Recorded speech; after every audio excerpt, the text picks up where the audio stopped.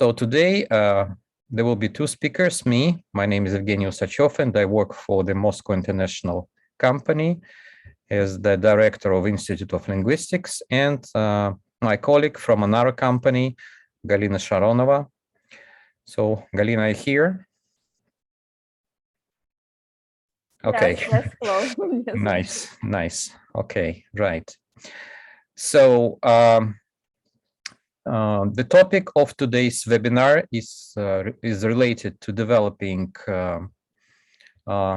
essential skills for effective communication, speaking and listening. And I'll be talking on speaking. Galina will share her ideas on listening. And we are going to talk about boosting the skills. Right. Due to some hacker attacks, we made for everybody unable to give any comments in the chat because there were some hackers attacks, and we put they say information security first. Okay. But if you just turn on your camera and add something or wave to us, it would be nice when you have a chance. Okay. So we'll split up our time. So for the first 45 minutes, it's my turn to talk, and then I'll pass it to Galina. Right. So the recording is in progress. So you'll get recordings after today's talk. Okay, and I hope our webinar will go smoothly. So I'll start my presentation.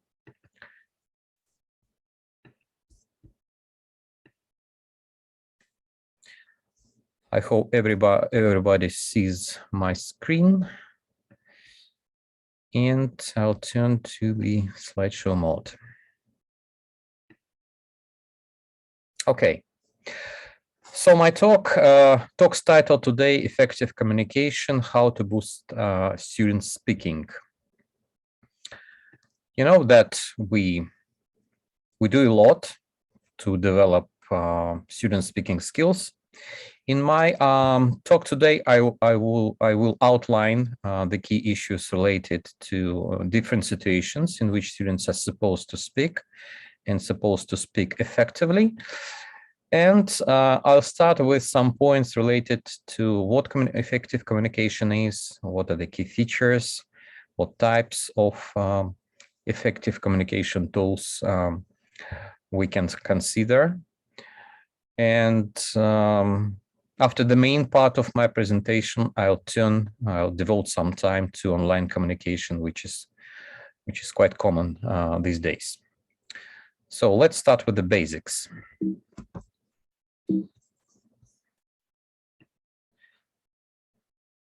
Okay, so the term communication is pretty wide.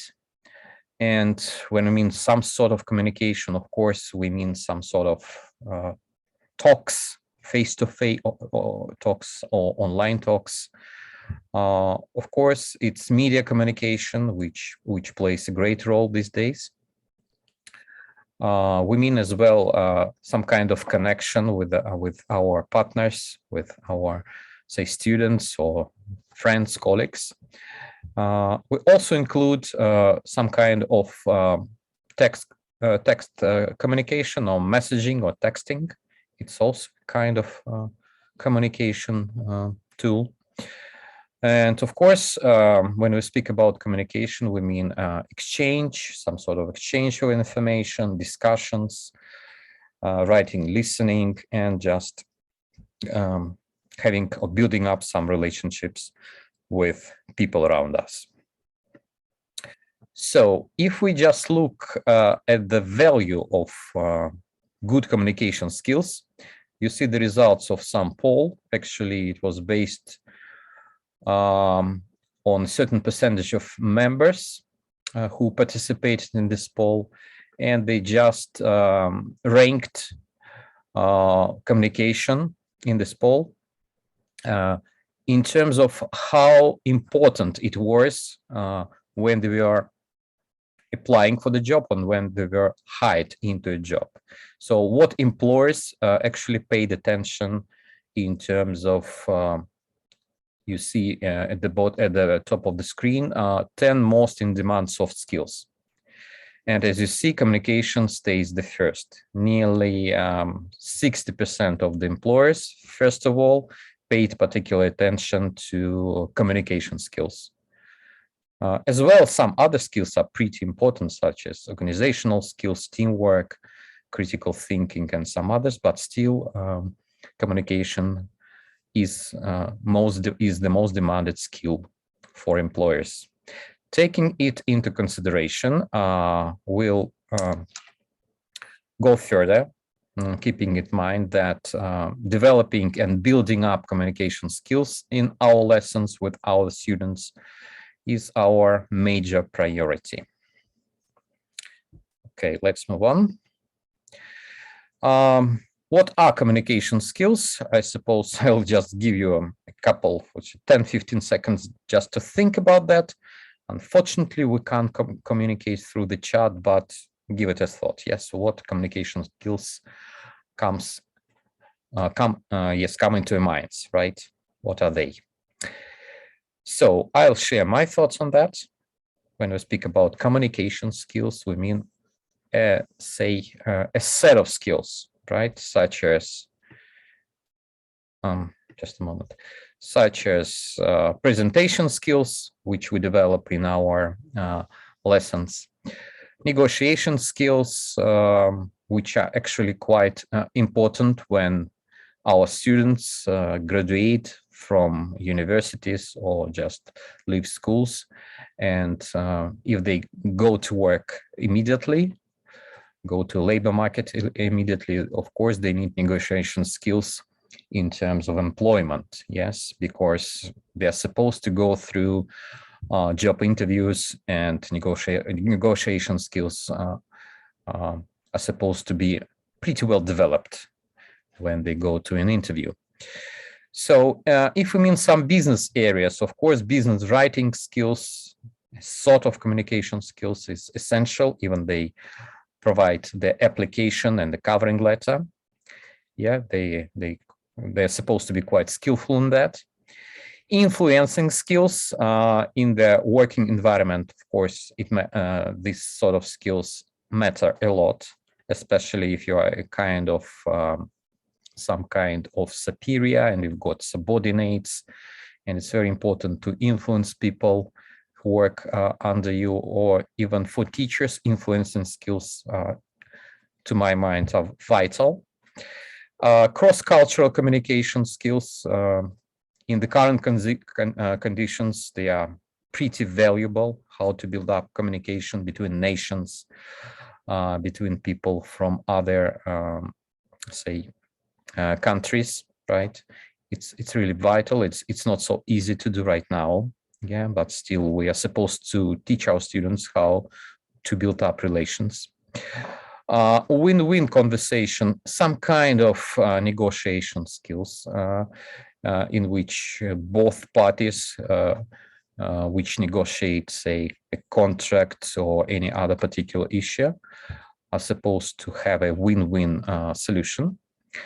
And some maybe particular skills, such as selling skills, if our graduates, say, are supposed to join some sort of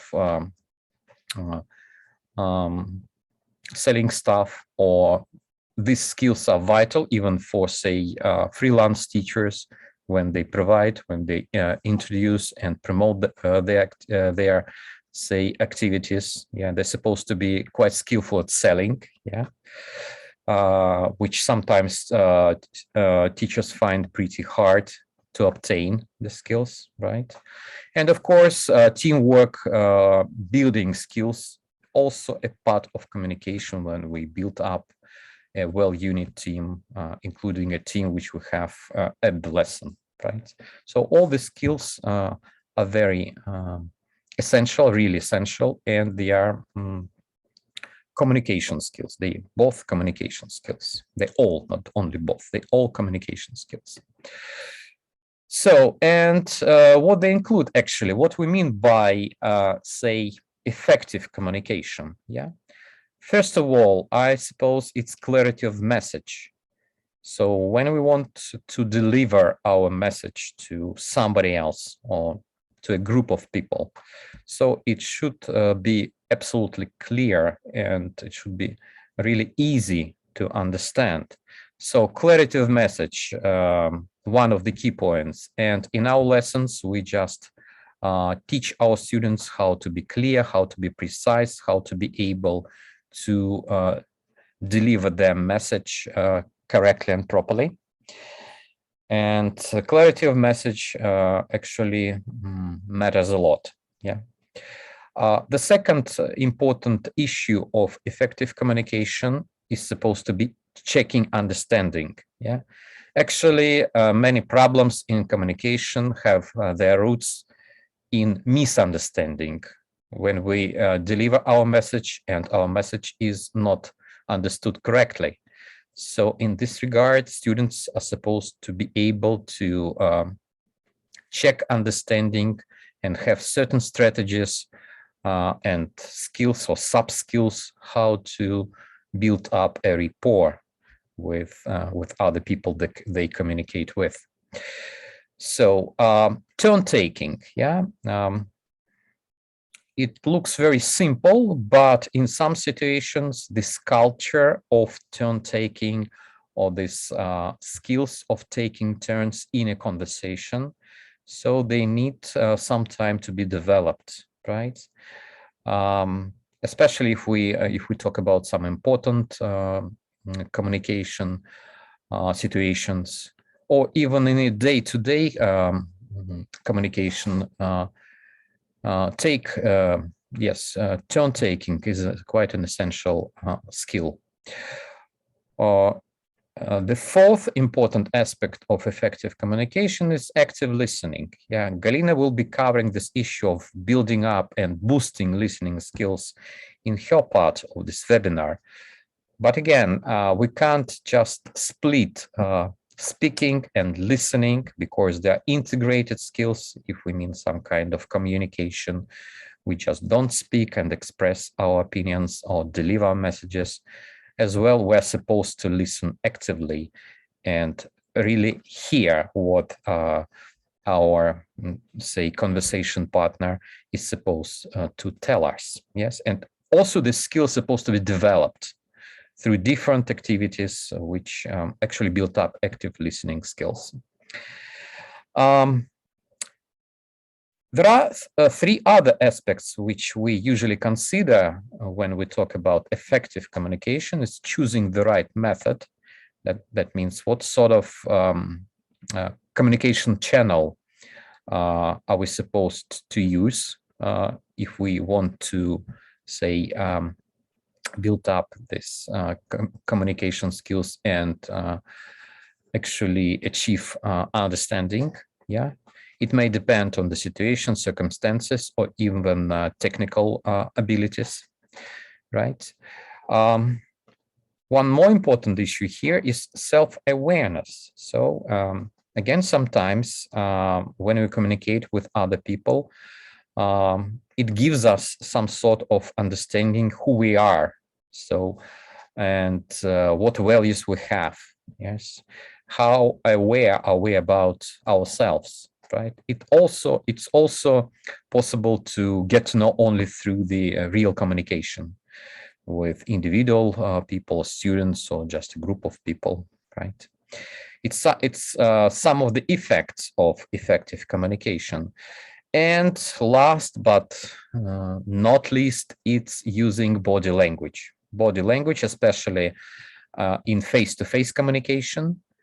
And you know that body language differs from culture to culture. And students we teach are supposed to be aware of different body language issues and use body language appropriately, right?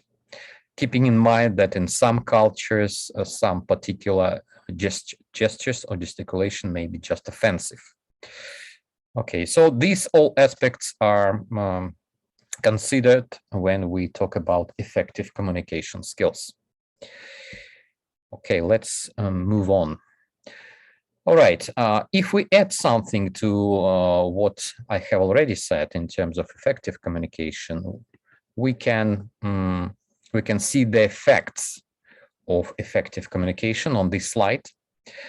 So first of all, it allows people communicating effectively be really fast and quick in problem solving, because understanding each other in a team or in individual conversation, especially if we work on a particular problem, will just fast track the solution, right?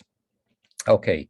The second effect is just strong decision making. Again, if people communicate effectively, it's easier for them to make a decision, or it's a kind of maybe not individual but collective decision if we mean some important issues related to a company policy or say product range in a company, right? If people are effective enough in communication, it provides more productivity in what they do. Again, it's in different fields. It may relate to different business processes or just communication through different media, and in different situations, people get more productive in this sense. Of course, it provides consistent in the workflow. Yeah, if communication is built properly, so it helps workflow, right? And it's pretty consistent, right?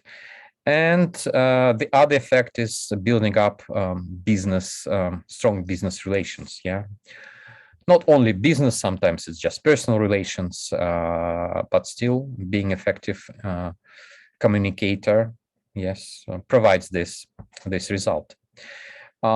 If we speak about some kind of management, effective communication is also related to better control of a situation. And in terms of, say, promotional activities, effective communicators are building sort of an advised professional image of the company, right, or institution. Right. And again, one more thing, if we relate to some kind of business, say, situations, that means that people get better response from all the stakeholders, which is, like it or not, which is a reality these days, right? Okay. So, and now this is I'm turning to the major part of my presentation today. I'd like to draw your attention to different types of spoken interaction, and actually there are 5 common types which I mostly cover in my talk, and we'll see what skills are required for each kind of spoken communication. And we'll see the ways how to teach the skills. And then I'll share some examples of, say, worksheets, which teachers can use just to develop the skills. Yeah, you see this first is small talk. Sometimes for some people, it's one of the hardest types of communications, because, for instance, giving a presentation or taking part in a discussion, so they are, say, more predictable situations. But having a small talk when you need to talk about something and actually you don't know what to talk about, it's quite an important personal skill as well as a business skill. The second type we will cover, it's conversation as a general term. What types of conversations students may participate in, and what skills are necessary, and what are the teaching tips how to develop these conversational skills. The third type here is so-called transactions. So these are typical situations in which people communicate, such as ordering a meal, say, opening account in a bank, and some other day-to-day situations. Fourth type is discussions. So discussions, we'll see very common, say, communication skills in which people just take part in discussions, and it develops their skills as agreeing, disagreeing, and some other key important functions.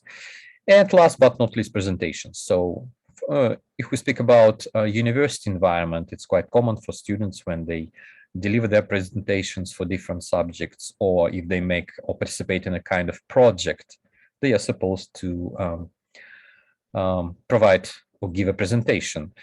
In my talk today, I'm not going to give much time and importance to presentation skills development. I'll focus on these four first types of spoken interaction. Okay, if we talk about small talk skills, again, sometimes we just don't even think a lot about what small talks involves, what particular skills are necessary to participate in a small talk. Let's have a look at some key skills shown on this slide. And we'll start with first very important thing students are supposed to get is just acquiring fixed expressions and routines used in small talk. So what does it mean? It means that we have some functional language or fixed expressions which may be used when they give a small talk, right? And it includes some topics which are supposed to be discussed, some topics which are absolutely common, and some topics which are supposed to be taboo topics, and they are hardly ever discussed in a small talk, right? And just understanding that they vary from culture to culture. But first of all, we just equip students with these expressions and routines, what happens in a small talk. Secondly, they need to be aware, or they need to have the skills of using formal or casual speech, depending on the situations, right? So if it's just street talk or restaurant talk, students are supposed to know how to use casual speech. If it's quite a formal situation, say at a conference, whatever, or some kind of maybe reception, right? And where formal language is supposed to be used. Students are, they need to know these examples of languages, yes? Okay. Third important skills here is just to develop fluency making small talk around predictable topics. Yeah, so it is related with sort of 2 points I've covered before, but you see here the focus is on fluency and fluency activities. If we provide some sort of predictable topics for students, such as say weather, or say everyday activities, right?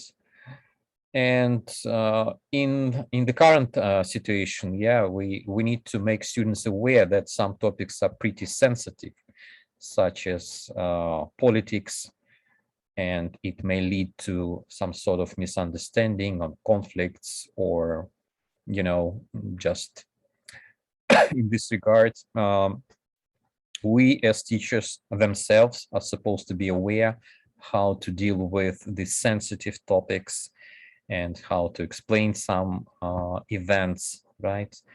As well as teach our students to be flexible when they talk about some, as I said earlier, some sensitive topics, right? Okay. And of course, we teach our students different strategies, for instance, how to open a small talk or how to close a small talk, because it's also a kind of skill and sometimes an art, yeah. Again, taking into consideration that in many situations in our culture, small talks are not so common as in other cultures, yeah. And you're supposed to talk about, as I said earlier, something just to keep the conversation going. And at times it's pretty hard to understand what to talk about. Okay, and one more important consideration as a skill, it's using so-called back channeling. Back channeling means that you not just passively listen to your conversation partner, but you say phrases like "really" or "yeah" or "do you," "are you," yeah. You just give some sort of feedback to the person talking. Yes, that you're actively listening to them. So these skills are supposed to be developed at our English language lessons. And as for teaching, you see some strategies here, the ways we can do it. So first of all, it's modeling and creating. So for students to be able to be effective in a small talk, they need models. Yes, for instance, they need some kind of activities that they can use and implement in a real small talk. And they may be quite creative if they have a model and then they just change some features of this model small talk. Second type of activities that can be used is so-called mingling activities, so class mingles. For instance, we can provide our students with a card with some, say, a range of topics, and they just mingle, move around the class, and discuss the topics they have on the card. Yeah. Again, we can practice predictable topics or maybe difficult topics to discuss. In the say online environment, it's a bit harder to arrange, but maybe in breakout rooms, if we just change conversation partners, it may relate to some kind of mingling activity here. And very good, say, practice and tools using question sheets, right? So these are worksheets with some different small talk questions. For instance, I'm going to show you some examples of such worksheets. Just a second. Just show you the ones which I prepared for today. Okay. Just a moment. I'm going to share the screen.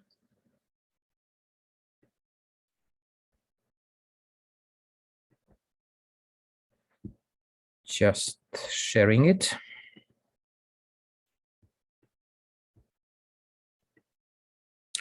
Okay, look at these examples of small talk cards. Here you see you provide different situations, such as first situation, maybe, yeah. Just you're sitting at a bus stop with a foreigner and there is nobody else waiting at the bus stop. What would you say? Make an interesting small talk. Maybe there are not so many occasions when we talk to foreigners these days, for instance, but you see another situation which may be more common. Yeah, you're alone with a beautiful girl or boy in an elevator going to the top of the, say, one of the highest buildings. And this ride takes about 10 minutes. What would you say? Make an interesting small talk. Yeah, why not? So if you've got 10 minutes and just imagine what you'll be talking about. Right. Or again, if it relates to travel situation, you're on a small airplane and you are sitting next to a very handsome or beautiful or well-dressed person, be it a girl or a boy. Yes, a young man, young woman. What would you say in this situation, right? How do you start the talk? Okay. Or some formal situation, you are attending a wedding ceremony and you don't know very many people and you're sitting next to, say, kind of foreigner or complete stranger, and there is no one else at the table at the moment. Say, what would you say? And you see the task, make an interesting small talk with the person. All right. So then I'll tell you the sources where you can find these worksheets. So they can be found on the net or dedicated websites. And maybe you have a selection of your own worksheets for a small talk. Okay, let's move on.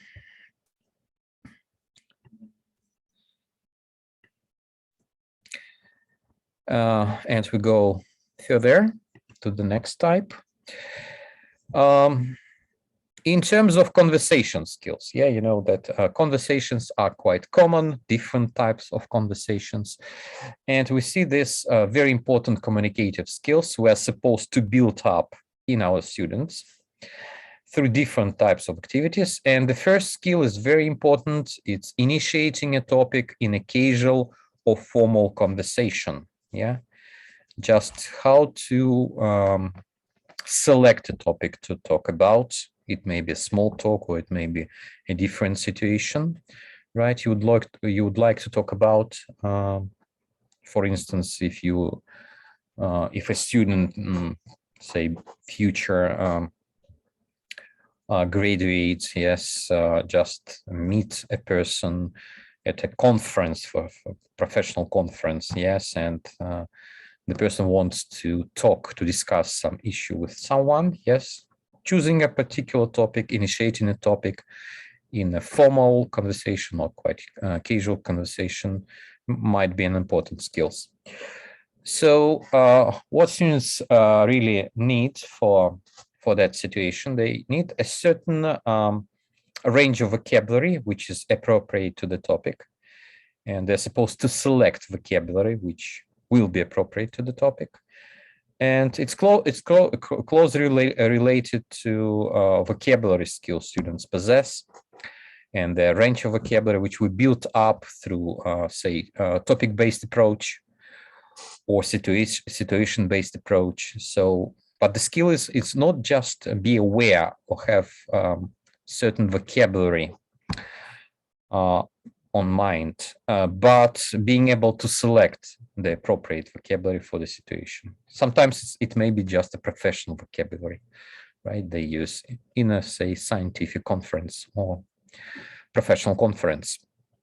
Yeah. What else is important when you refer to conversation skills? It's giving appropriate feedback or feedback responses.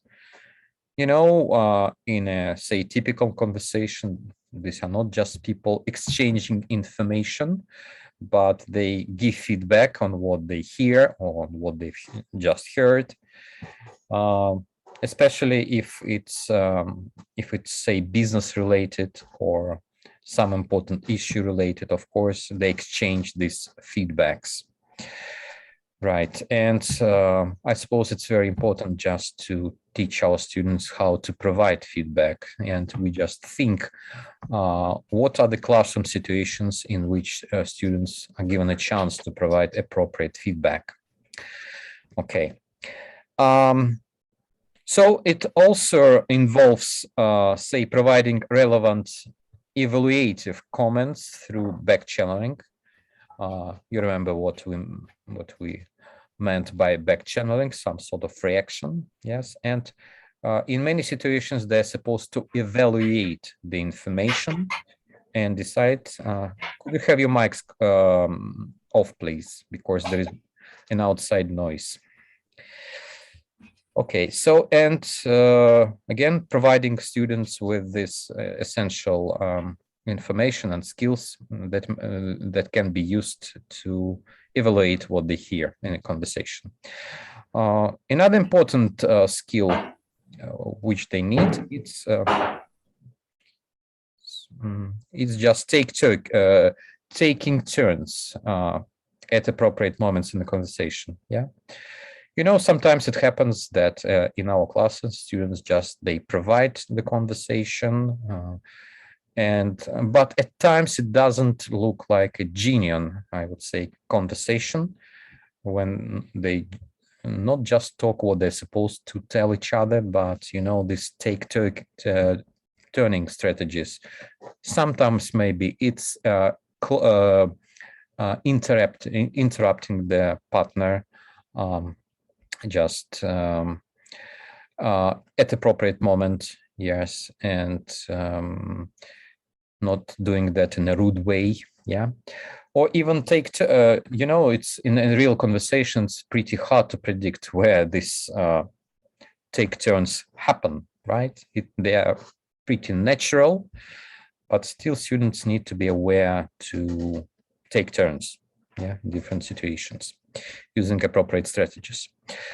Very common skill is just asking for clarification and repetition if there is a misunderstanding or if they don't grasp the idea of their conversation partner. And in this regard, they should be aware how to do it. Yeah, and functional language here comes in. And two types of discourse strategies. First, for repairing misunderstanding. Yeah, you sometimes when people have misunderstanding or misunderstand each other, there is a way to repair it. Yes, to find the common ground for understanding. And the second is using discourse strategy to open and close conversations. We paid attention to that when we just talked about the small talk strategies. Yeah. Well, and we don't forget about using appropriate intonation and stress patterns to express meaning intelligibly. Okay, so which ways may be used to teach conversation? First of all, there may be first type of activities is called awareness raising activities. When students are given examples of conversations and they examine them thoroughly and see them, what structures are used, what's the common conversation flow in a particular, say, dialogue. Yeah, so they are just exposed. Sometimes it's called skeleton dialogue. Yeah, and which they can actually modify. All right. Second type of activities, which are quite common in many course books, it's dialogue completion. Once they are given just a template, they may just complete the dialogue. Especially, it may involve listening skills when they listen and complete the dialogue, or they are given a worksheet with some kind of gaps. I would say it's just preparatory stage of conversation. Then we can provide some kind of planning tasks. For instance, students are given topics to include in a conversation, and they're given some sort of preparation time to plan their conversation and maybe think about the appropriate vocabulary.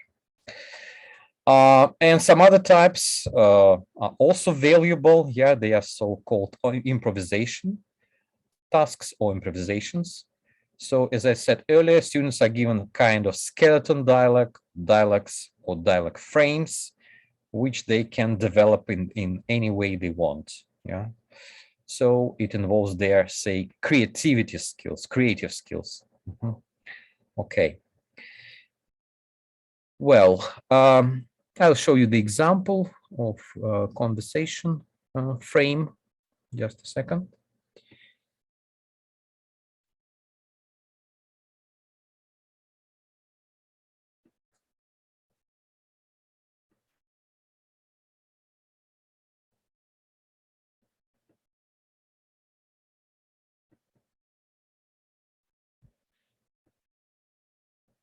It's been loaded.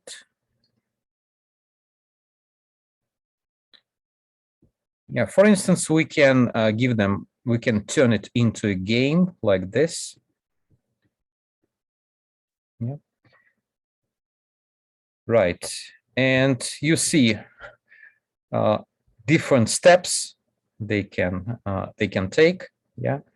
So starting with very simple activities, such as find out if you can sit next to someone, and you talk about the country and explain your job, for instance, talk about holiday plans, blah, blah, blah. And then you can turn actually to some sort of conversation, such as start a conversation with a stranger at a wedding, or talk about your favorite band or singer. Yeah. And actually, if you just take the steps, you go to the finish line, finish box. Before that, you need to say goodbye, for instance, to your boss in appropriate manner, appropriate way. Yeah. So this may be used as a board game, yeah, or just you provide these worksheets and students just follow what needs to be done. But here it's purely just board game, and you can use all necessary equipment for that. Okay, just an example. Let's move on.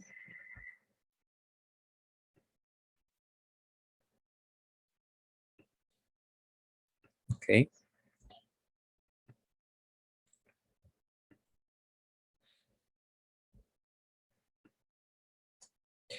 The third type of, say, communication activities or types, yeah, they are so-called transactions. Transactions, what are they? Transactions are, I would say, small situations in which people just exchange functional language, keeping in mind their purpose for conversation. And you see some typical ones, yeah, ordering food in a restaurant, ordering a taxi, checking in a hotel, buying something at a store, or getting a haircut. Yeah. So of course these transactions have their peculiarities. Yeah. It's not about long. It's not about exchanging long, say, phrases or sentences. They are pretty short phrases, and they are quite common. They are cliche phrases, but still students need to be aware how to use them appropriately. Yes, and how to yes, how to behave in these situations. Yes, how to start, how to finish such kind of transaction, right? And we see some skills which are necessary here. First of all, it's again about fixed expressions and routines, yeah, so which we call functional language. Secondly, it also gets down to selecting vocabulary. I mean, appropriate vocabulary to the topic. So if you are, say, in a restaurant, of course, one of the key topics is just the menu or meals you're supposed to order, right? If you go to, say, I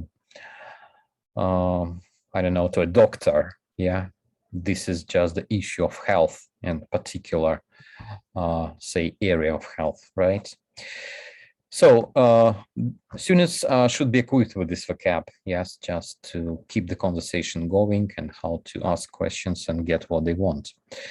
Right. Of course, these are expressing functions, yes, just as how to agree, disagree, maybe, if it comes to a particular set of dishes, right? Or say making order politely, things like that.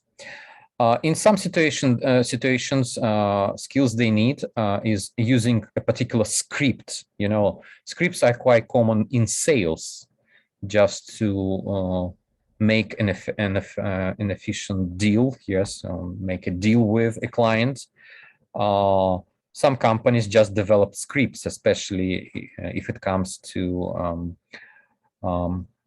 accounting managers or people on the phone who need to make a client take particular steps, yes, leading to making a deal, right? So it's a script. It's just a set of sentences or phrases, step by step, used by a person to achieve their goal in a particular conversation, right? So scripts may be used for specific transactions.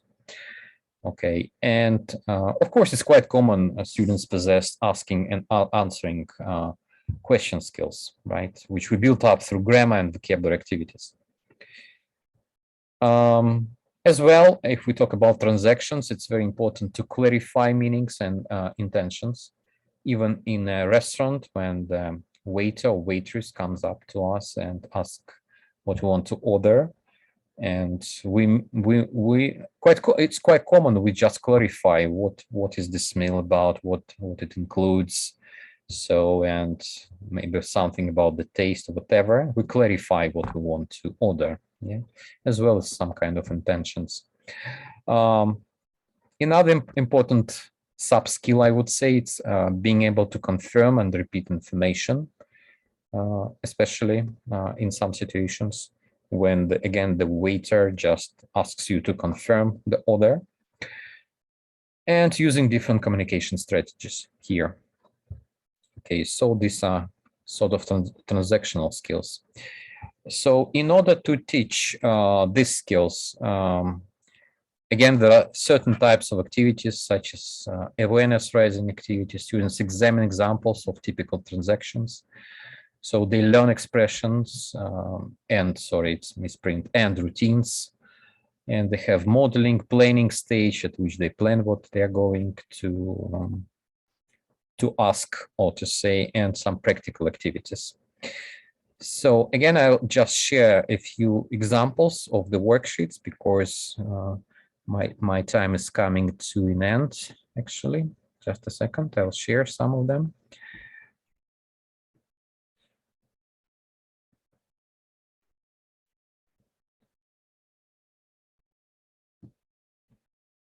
Just a second.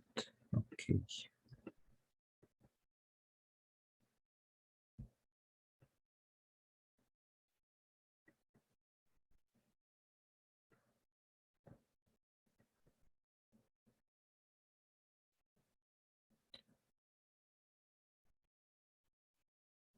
Yeah, I'd like to share, say, a worksheet for the other type, which is a discussion. Yeah, actually, I'll just mention this type.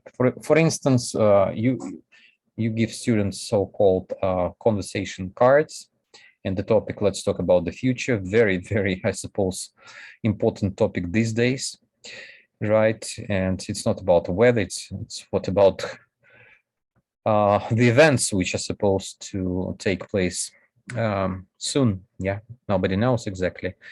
So you give them cards, and the discussion may relate to some issues as what will happen, and you see some of them are pretty scary, right? Nuclear war will destroy the Earth. So, and this is a discussion, what happened or not, or just aliens will invade the Earth, maybe not so dangerous, or some other topics, for instance, such as scientists will invent a time machine. So students are equipped with these cards, and they are ready for some kind of discussion, things like that. So I'm coming to the end of my part of the presentation. Just a second, I'll show this again. And yes, so as for discussion, you'll get this presentation and you will see some other aspects. What I'd like to focus on before I finish, it refers to online communication strategies. What we're supposed to teach our students in this regard, first of all, it's learning to listen. Yeah, that means learning to listen, not only paying attention to the words being spoken, but how they are being spoken. And we just take into account non-verbal messages sent with them.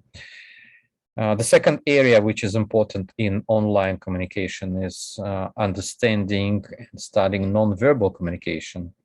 And it's just scientifically proved that 80% of communication is non-verbal, such as body language and something else, and even voice markers, I would say. Another thing which is really important these days is emotional awareness of, say, of a conversation partner, right? And questioning skills, which I mentioned before. Okay, so a few final tips for speaking development in our lessons. For instance, sometimes we can allow our students have time for speaking and just try to avoid lessons becoming teacher-centered. That means we can build in regular opportunities for speaking activities in pairs or small groups using breakout rooms. Yeah, say maybe at the beginning, at the end of the lesson. right? Another good strategy to teach students, we give them a chance to video themselves while speaking. So they video when they talk, and maybe it might be a home assignment. And so we can ask them to record a very short weekly vlog on a particular topic or something, or it may be just sharing a recipe for their favorite food, or demonstrating how to do it, or maybe a hobby, whatever not, and even maybe introducing the family pets. And the last point here, I suppose it's a great way to help students feel connected to their classmates, even they are learning remotely. Yeah, these days, we're getting back to face-to-face learning, right? But still, some groups may be learning in a distant mode. So, and it's very important having the opportunity to record, watch themselves, and then re-record is a great way to get students really take ownership of their learning. Okay.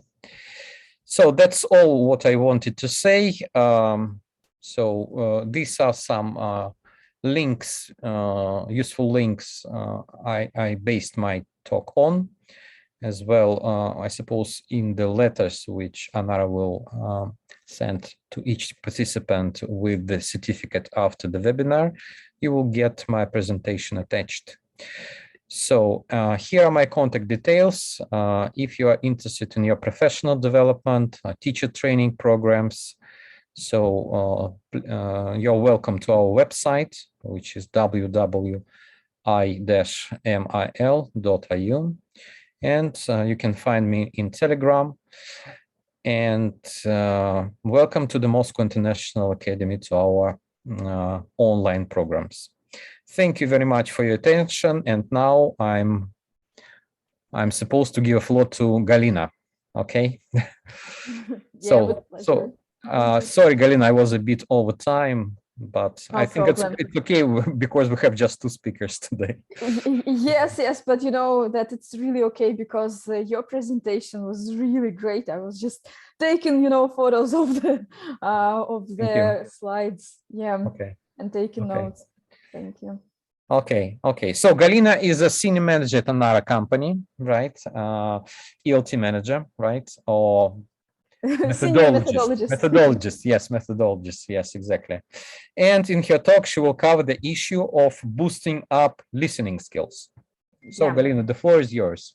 Thank you very much. Thank you. So hello, dear colleagues. I'm very happy to be with you today. So let me share my screen with you and, well, share the presentation. So Evgeny was talking about the ways to develop speaking skills, and, well, we communicate via speaking and, of course, via listening to other people. You know that very often, so students may find it difficult to communicate, to listen and hear what is said. And actually today we will talk about it. So what is on our agenda today? So first, we are going to identify the importance of listening as part of communication.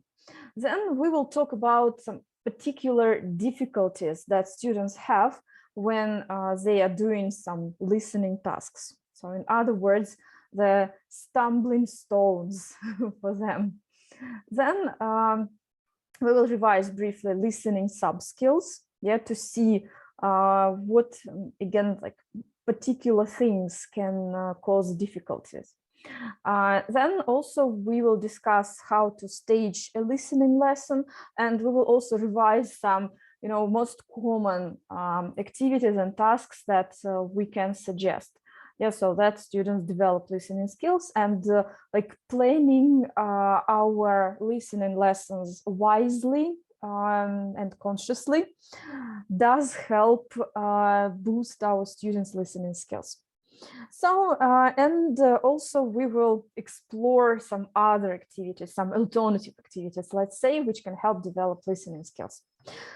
So I guess that it sounds like a good plan. Yeah, and I hope that today you will first like rediscover some ideas, and then I hope that you will have some well practical ideas and some hands-on ideas and activities. So first, let's identify where listening is in teaching, in overall teaching. So as you remember, talking about language teaching or language learning, we actually talk about two main directions. So we get students aware of the language systems or grammar, lexis, phonology, discourse. And at the same time, automatically, yeah, we develop their language skills. Receptive skills, reading and listening, and productive skills, speaking and writing.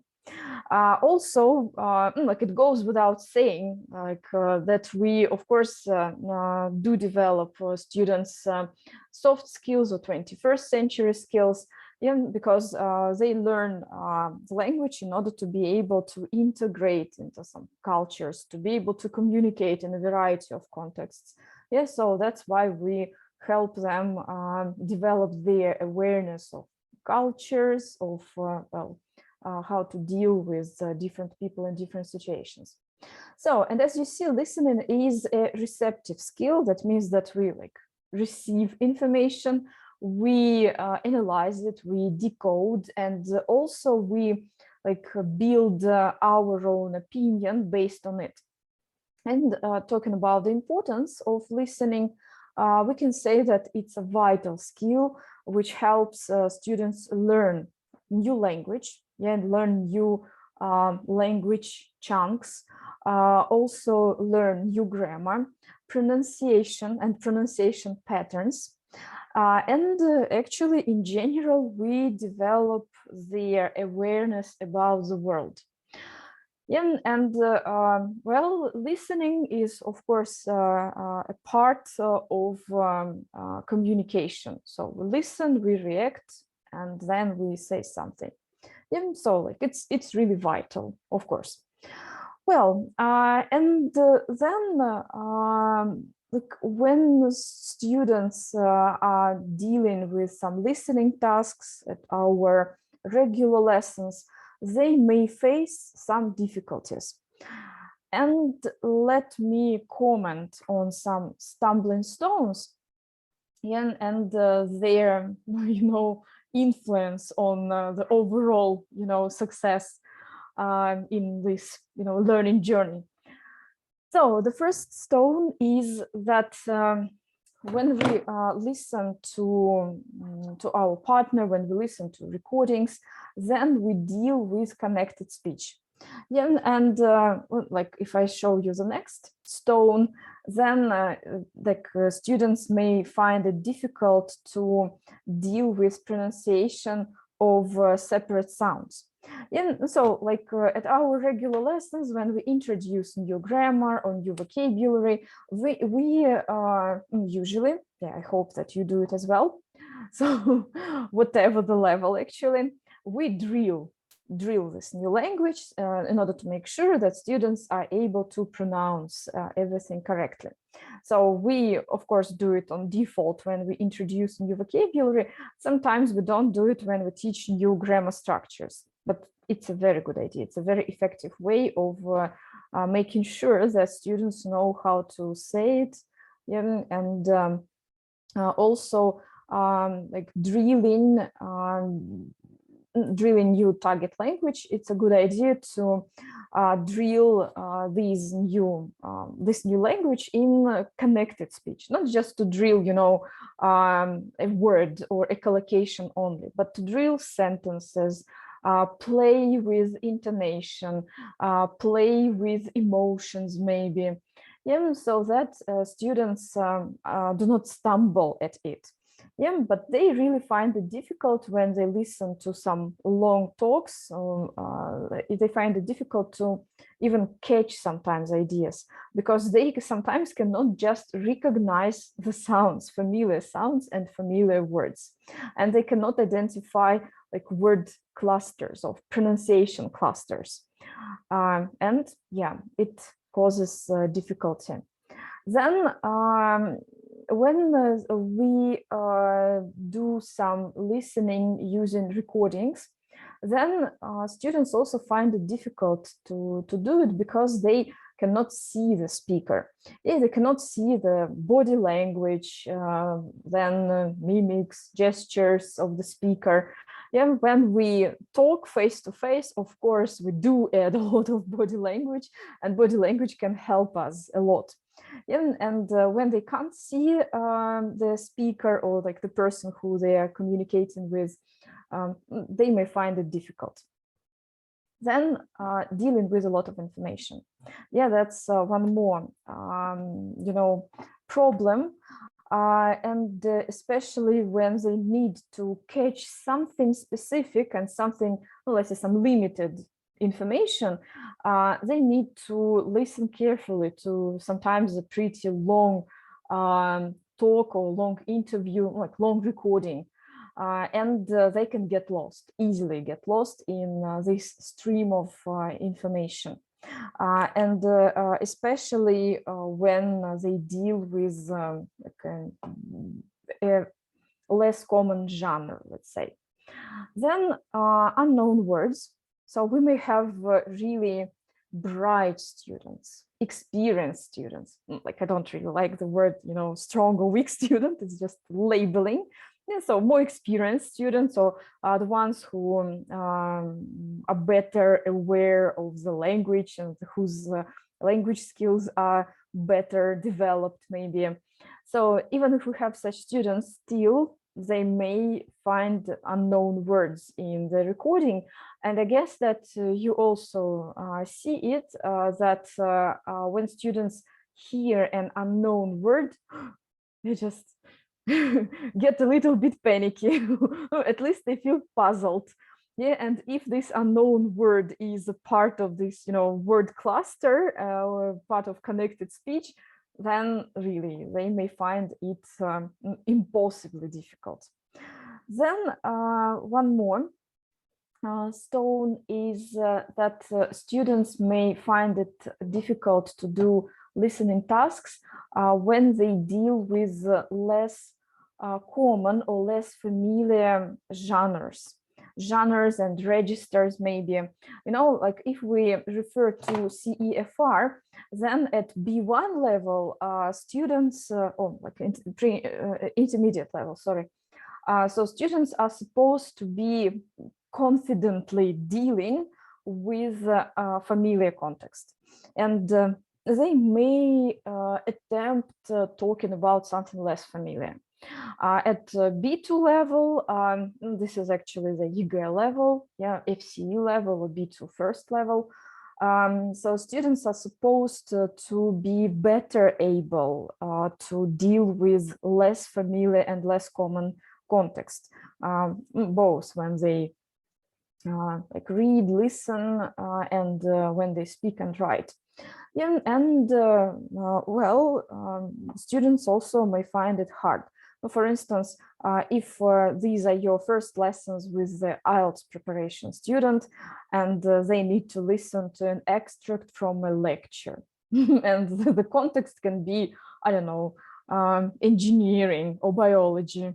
Like, oh my gosh, how can I just do the task if the context is so new for me? And last but not least, one more stumbling stone is task types themselves. Yeah, so sometimes we need just to listen and identify a general idea. Or we sometimes need to listen and identify attitudes, like the tone and so on. Yeah, and the task itself, the level of difficulty may cause problems. And well, you can't write in the chat box, you don't remember it, but you may react somehow to it. Yeah, and you can either raise your hand, yeah, or they'll show a thumb up. So if it relates to you, please, well, send your reactions so that I can see that your students face those problems. Okay, thank you, Maria. Thanks a lot. Okay, Well, Lena, good, good. Thank you. Yeah, thank you. Yeah, pretty common things. Yeah, I would agree. So, and if we dig a little bit deeper into the task types, then like what is actually required to do much depends on the what sort of sub skills are assessed and are involved in it. Yeah, and let's also briefly revise, like which sub skills we have. Yeah, so we may need to listen for gist or global understanding. And when we listen for gist, then we need to identify the context in general. The context, the topic, in general, the logic or discourse in general. Yeah, and we also know the structure. And well, the tasks based on listening for gist are not very complicated. And usually in the lessons, they go first, so that just students listen, identify the gist, and then like step by step, they are better able to deal with the content and with the comprehension tasks. Students may listen for specific information. Yeah, when they need to find and pick out something really specific. Yeah, so like numbers, proper names, well, telephone numbers, or just certain language, which is either not paraphrased at all, or it is paraphrased to a very, little extent. So and then like doing such tasks, students may feel like a little bit more relaxed. Yeah, just they listen and they just pick out what is required. Sometimes it can be a problem if this like required piece of information is part of connected speech and students are not able to identify it. But in general, usually it's not a big deal.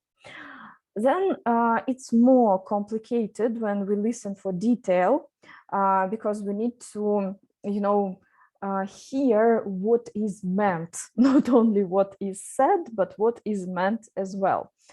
You know that when we teach reading, then we say that there is this eternal, game between the writer and the reader. So the writer is coding some information and the reader is decoding it. Yeah, and then like it's an interesting game. The same applies to listening. Yeah, but listening is maybe sometimes a little bit more complicated because we can add what is meant with the help of our intonation, tone, and so on. And listening for detail usually goes hand in hand with listening for, well, attitudes, listening for opinions, and it's pretty hard, yeah, to identify it. Well, also listening sub-skill, one more listening sub-skill is extensive listening. It's when students listen outside the classroom for pleasure, and in the majority of cases, well, do it for pleasure only is the only purpose. Yeah, but it's a very motivational task itself, that's true. And also, like if students listen to something, you can of course ask them to share what they have learned, like not only the language but the content as well, because as you remember, we well, get better aware about the world, about new trends and so on when we listen. So, and intensive listening, it's when we listen to and focus on the language. Language in terms of new vocabulary, new grammar structures, pronunciation as well. Yeah, it's also part of intensive listening. And we usually do it after some comprehension tasks. Because in general, in our course books, I guess 90% of all the course books that we have, we listen and to some texts and read them in order to get acquainted with new grammar or new vocabulary. Yeah, so then we practice intensive listening. Okay, so and as you see, so tasks themselves may also cause some problems because, well, tasks deal with different subskills. And what I would like to move on with. As you see, now we know what we're dealing with. We have identified some problems. And then, as well, the main aim of our sessions today is to help you boost your students' skills. Then we need to see what we should do in our regular lessons in order to help them. And then I would like to move on with the ways to stage or to plan your listening lessons. I guess that you all know, like when we have skills lessons, then we actually have 3 main stages. So pre-stage, while stage, post stage, or after stage. And while stage deals with comprehension tasks themselves. Pre-after stages, well, they help like deal with the tasks. Like they help students prepare for the task and also help them have a kind of follow-up. And well, I hope, that, well, you know these stages. Again, you can raise your hand or wave your hand in order to show that you are aware of it. Can you please? Okay, thank you, thank you. Oh yeah, that's good to see. Great, great. Okay, and like when we plan our lessons like wisely, and when we know how to stage the lessons, then like that's the key to success. Let's see what we should do at each stage. So pre-stage, usually we deal with certain activities, like we need to activate students. Well, let's use this cool and trendy word schemata. So the delta and delta word. In other words, like activate students' background knowledge, background experience, motivation, and interest at once. I mean that if you enter the classroom and say, okay, guys, I will play the recording, do the tasks. Of course, it will not help. So we need to prepare students, and we can do it this way. Or we can, we actually should introduce the context with the help of maybe some visual aids, videos, audios. We can tell a story, whatever. But students should be prepared. We may ask students to make predictions. You know that even when we are at a lecture, like real life situation, when we listen to an extended, utterance or talk, even when we are going to a lecture, at least we know like what sort of context we will be dealing with, like context in general, of course, not in particular, but still we are prepared. Like, okay, the topic will be the following. If I need to somehow be active at the lecture and respond to the professor's questions and remarks, I need to be prepared. Even in this situation, we are prepared. We still we know the context. So then students may guess the content by questions or visual aids. For instance, you can show them a title, brainstorm what you might hear, what sort of information you might be dealing with. Alternatively, you may also ask your students to make mind maps. And it's a very good option to do. When they create mind maps, then first they revise the language that they know. They revise, not just the language, but some ideas, and they can activate their experience, background knowledge, and also they this way, they are preparing for the language and for the content that they're going to hear. And one more popular task, which does help develop students' listening skills, is pre-teaching new vocabulary. Yeah, like you know that, well, something will be very, very difficult. Okay, just pre-teach it to be on the safe side. Or we will see it later. I show you examples. You may also pre-teach the language in terms of pronunciation, yeah, to help our students deal with connected speech. So, these are very common activities for the pre-stage, and they really help gradually develop students' listening skills. Let me show you some examples. So this is the extract from the brand new book, Voices. It's the course book for adult learners by National Geographic Learning. That's a brand new book, and it's a great book. And in this book, they pay a lot of attention to developing listening skills, pronunciation, well, the content is really great. So this is the intermediate plus level. And as you see, so students are preparing for a big listening task, and they have a text about fascinating food with some pictures. Yeah, and so here, these are the texts about some, well, unusual food. And they, as well, the preparation stage, they discuss some questions, yeah, and these questions are related to their life experience. Yeah, so, for example, what's the most expensive food you've ever tried? How was it? Yeah, what are the most important ingredients of an enjoyable meal?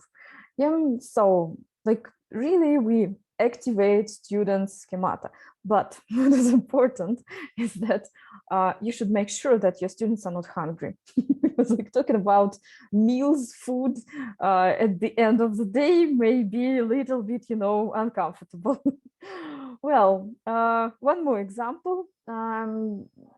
This is the extract from also the Voices series, but this is the upper intermediate level.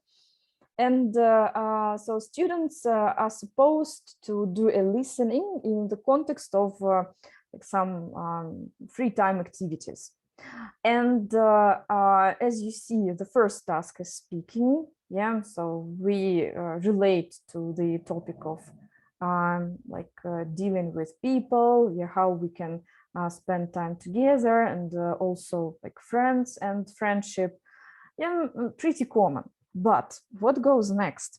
As I told you, pre-teaching doesn't mean only pre-teaching new vocabulary. We may pre-teach some pronunciation patterns.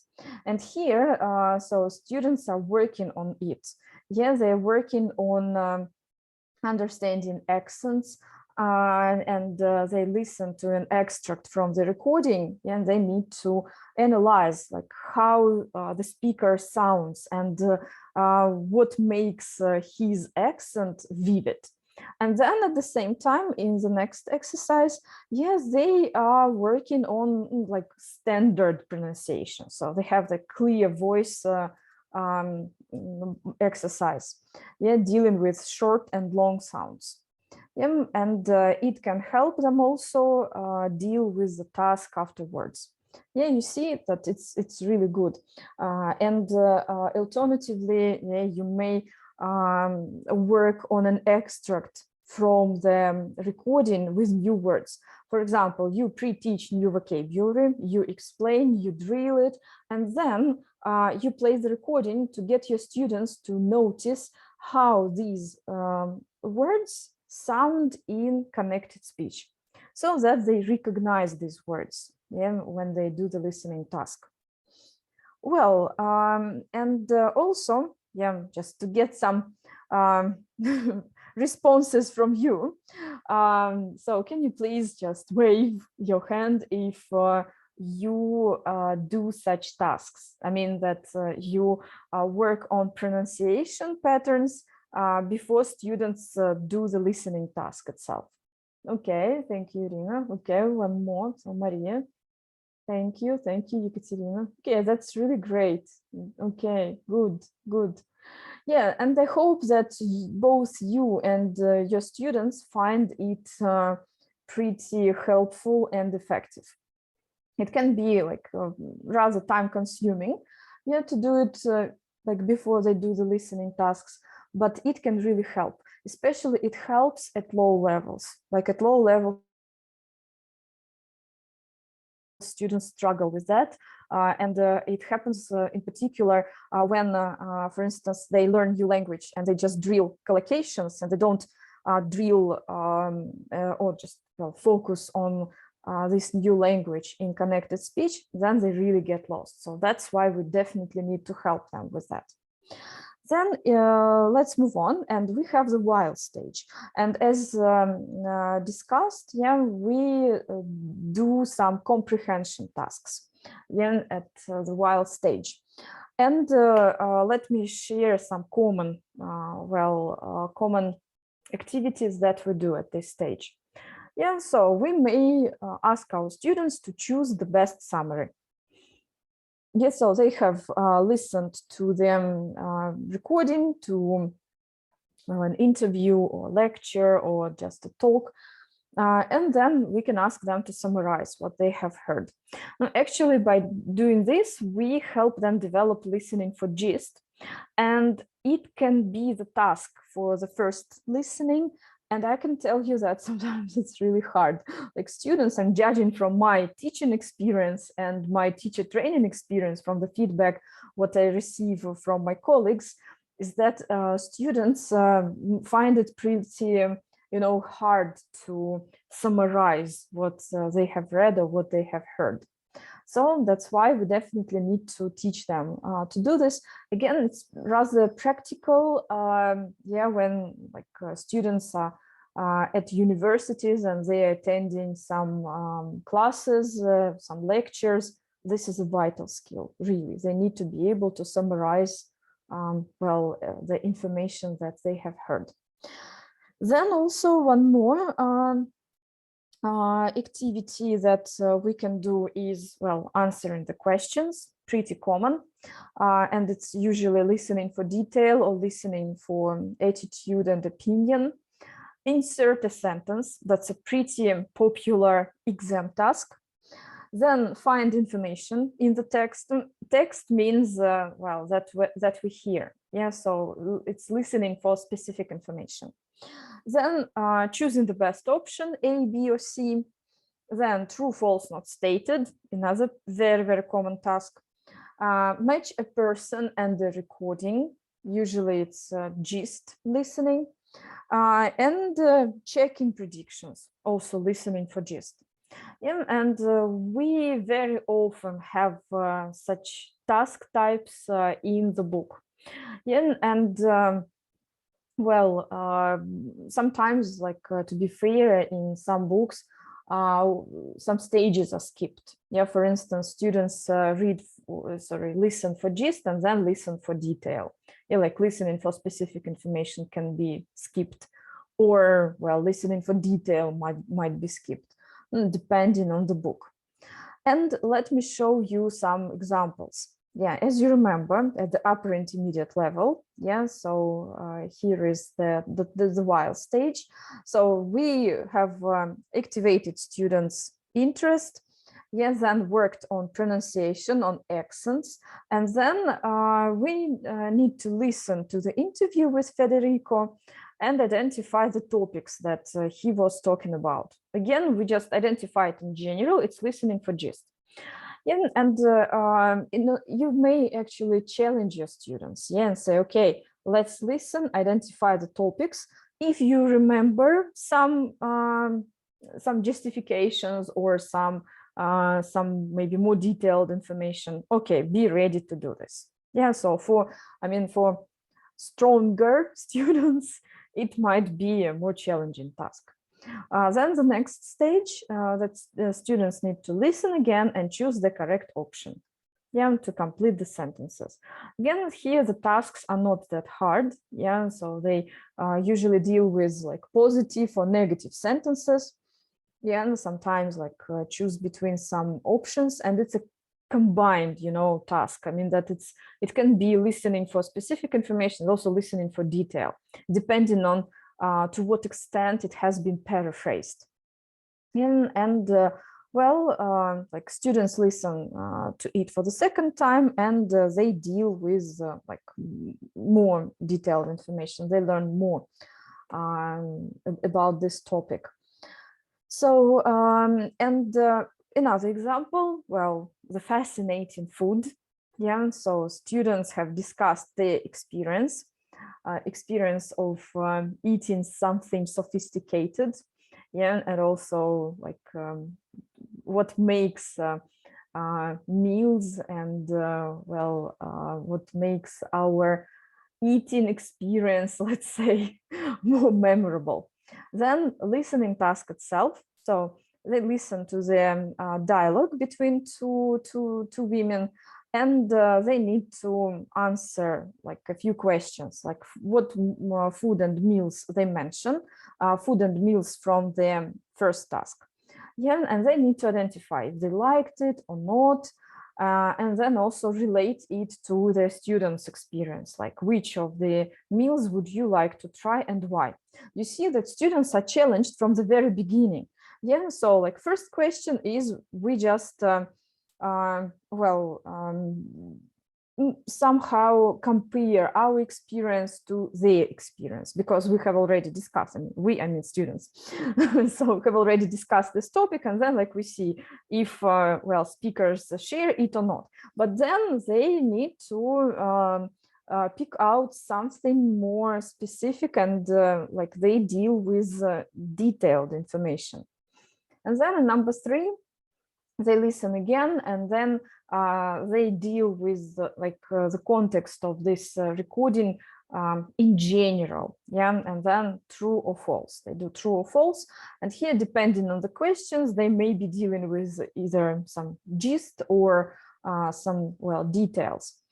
And in number 4, as I told you, as many texts for reading and listening are usually used in order to introduce new language, then we see that students get focused on their grammar, new grammar, like comparative forms, yeah, superlative forms. And if you want to make this lesson more focused on listening, you may insert something between number 3 and number 4. And we will talk about it a little bit later. So, and as you remember, yeah, we are going from the pre-stage to the while stage, and then we have a post stage. And then let's talk about post activities, like what we can do. Usually, yeah, we have again a very, let's say, repetitive repertoire of the tasks. So students may do intensive listening and do vocabulary work, speaking activities, writing activities, maybe activities on developing critical and creative skills, and project work. Yeah, and I guess that in the majority of books we have speaking activities, and it's pretty logical. Yeah, so listening and speaking go together. And as the ultimate aim is to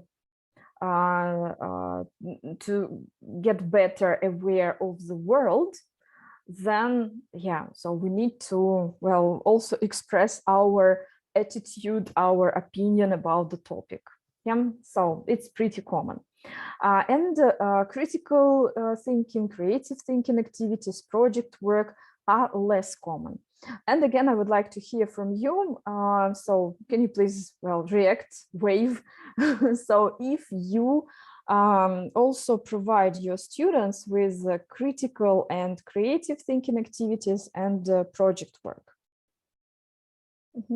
Okay, very good. Very good. Thank you. Thank you. Okay, good to see. And I wonder if you need to somehow revise the materials in the course book. So I guess that pretty often we need to do it. Yeah. Okay, great. That's really great. Yeah. Okay. Thank you for your feedback. And let me show you some examples of the post-stage activities. So the extract from the intermediate plus level of the Voices course book. And as you remember, yeah, like students have done some comprehension tasks, then they get acquainted of the grammar. So there is grammar box, exercise to practice grammar, and also they have some extra grammar exercises. And then students are working on pronunciation. You see that like how to pronounce the sentences with comparative and superlative forms. And here we do not actually deal with pronouncing sounds. Yeah, so here we deal with intonation. Yeah, so how we pronounce this or that the first time it is spoken. Yeah, and so on. Then students work on it. Yeah, and they are experimenting with changing their pronunciation and how like they can deal with connected speech. They have worked on it, and then they do a speaking task. Yeah? So as I told you, this is a pretty common way of, well, a pretty common task for the final stage. Yeah, and so this task is related to the student's experience. And as a follow-up, explore more. So students may do some project, you know, that it's an optional task, but you may actually play with it. Yeah, so like maybe speaking task can be done at the lesson, and then project work can be part of their homework. Yeah, but you see, there's everything at once. Well, and you see that, yeah, we have actually discussed and identified pretty common ways of like scaffolding, yes, the stages, like how to gradually help students deal with listening tasks, deal with like this flow of information and so on. Yeah, but this, you know, this pattern is criticized. And there is a fantastic, you know, person, Richard Caldwell, and he runs his blog. No, he used to run his blog. He's retired now, and he says no to any event, any workshop, anything. But still, he has his blog, and you can find a lot of ready-made ideas, ready-made lesson plans on his blog, Speech in Action. And he claims that, well, so listening is dominated by testing. Then there is almost no work on teaching decoding, especially decoding word clusters. I mean, decoding some pronunciation patterns. Then he also says that recordings are underexploited. And there is an over-reliance on strategies. Like we develop strategies, but in real life, students may not have a chance to, well, to listen to something twice, yeah, to step by step dealing with information. Fair enough, yeah.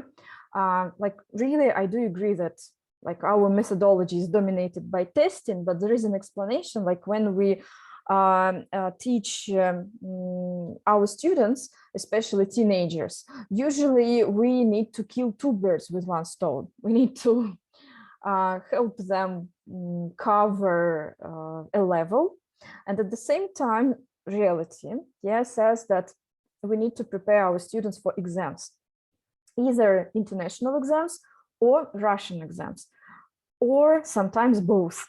So international and Russian exams.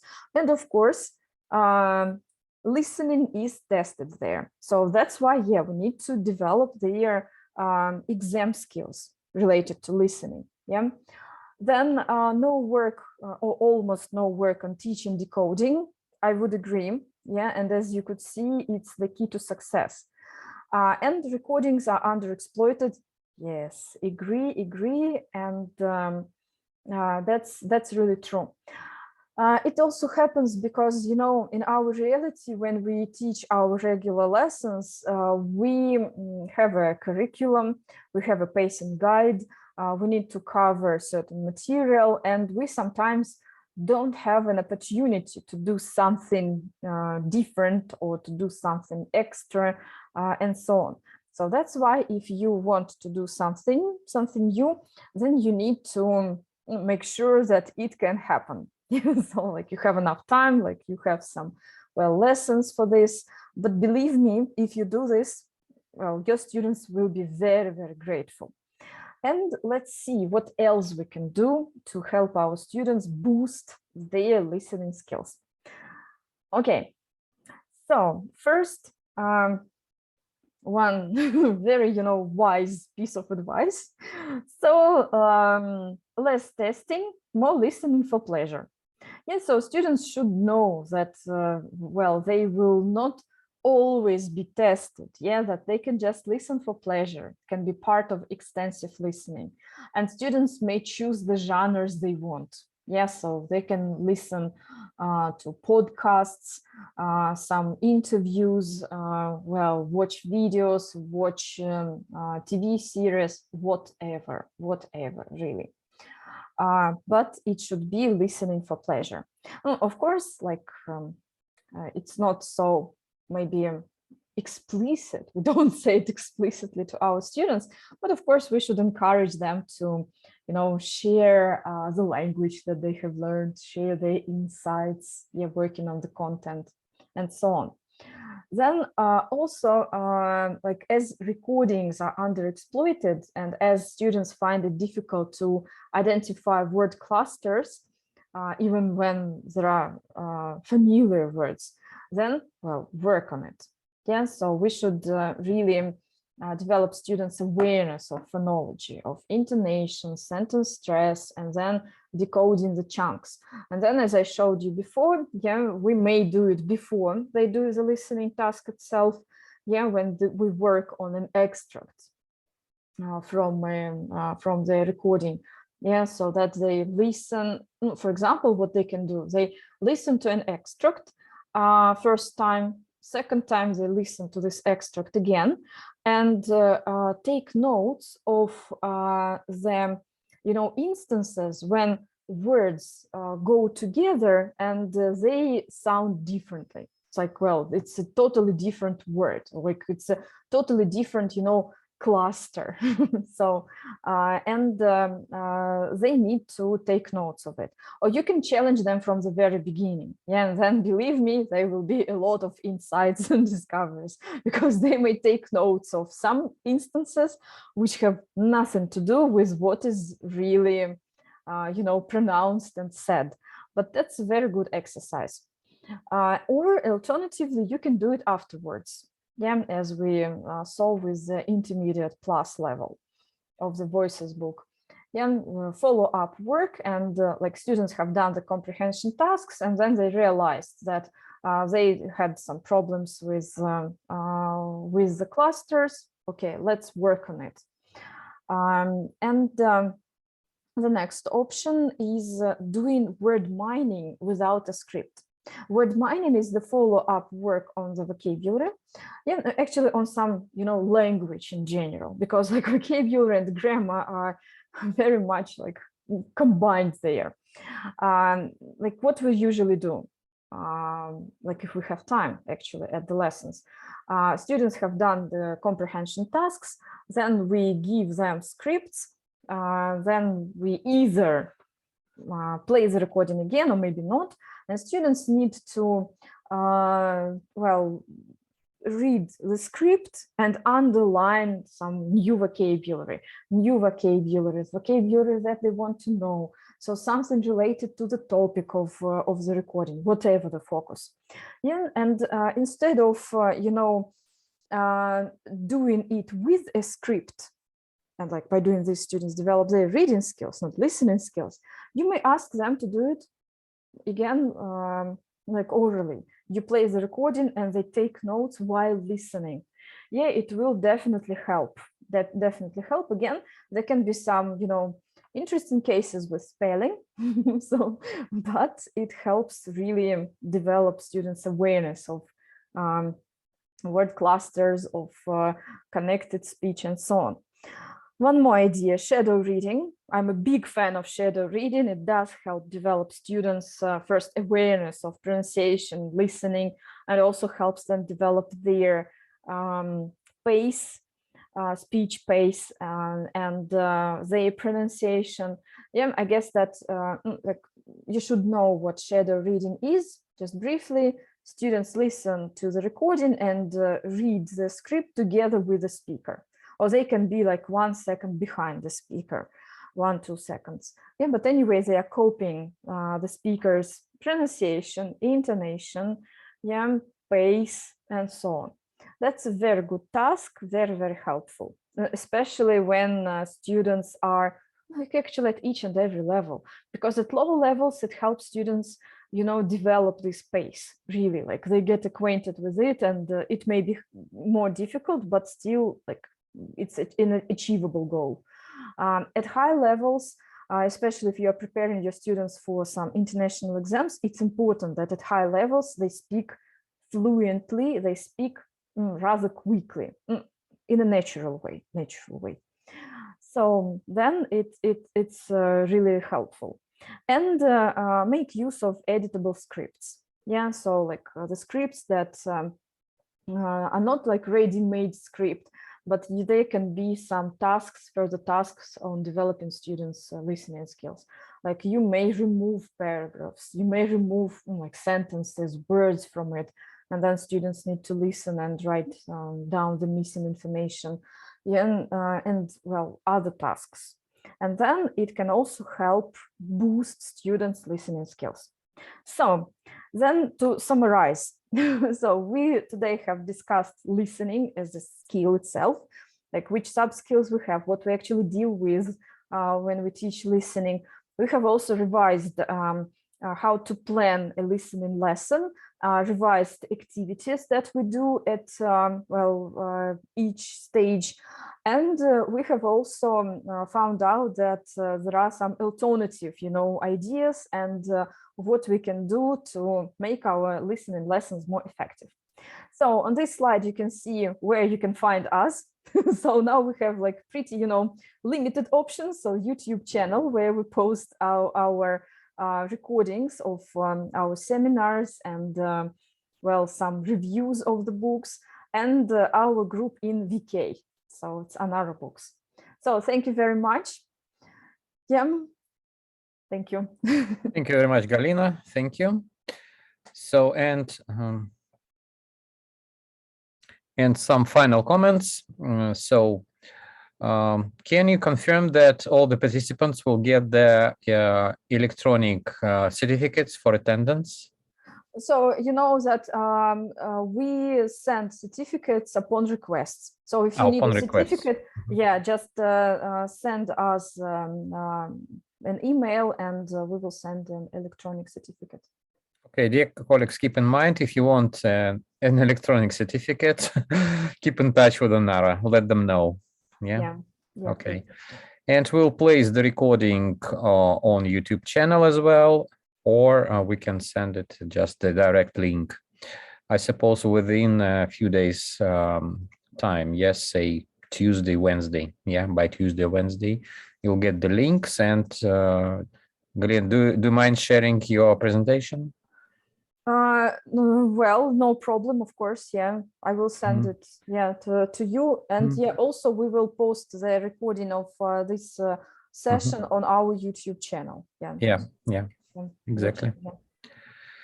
So thank you very much, dear colleagues. Right, thank you for your participation.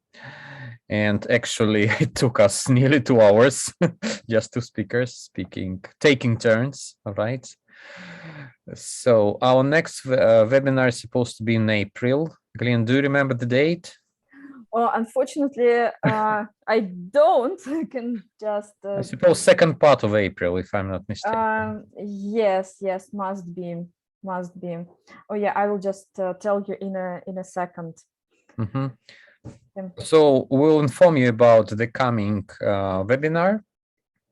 So, and the final one is supposed to be in May, which will dedicate it to teacher development, if I'm not mistaken. Yes, yes, yes. Mhm. So our next session will be on the 22nd of April. Oh, that's a date. Okay.